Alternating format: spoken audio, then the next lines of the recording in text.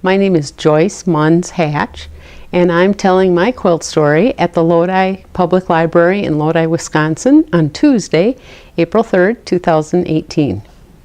The quilt behind me is one that I designed myself. I named it A Walk in Central Park.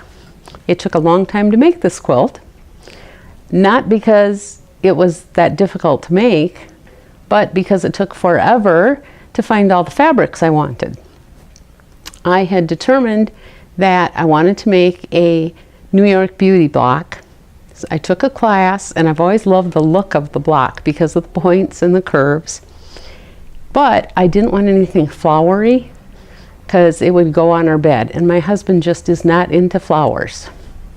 So I looked for fabrics that had a dark background, and there were blues and greens and like leafy things. And since it's a New York beauty block, and it was all the fabrics have a lot of leaves, and I decided that A Walk in Central Park was very appropriate. And the quilt kind of gave me its own direction.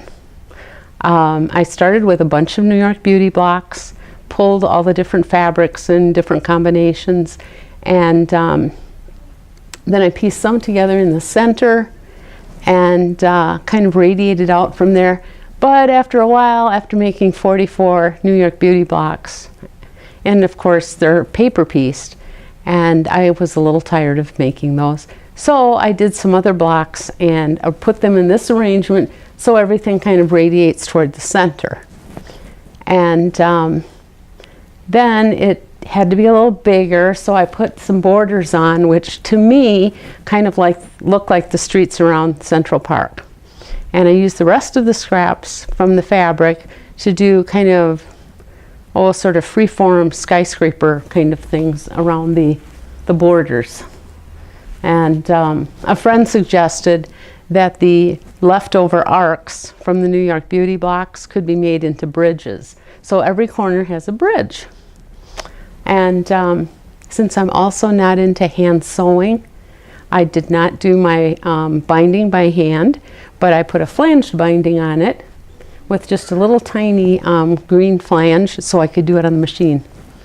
So this quilt spends about half of the year on our bed, but we don't sleep under it because it's just too pretty to sleep under.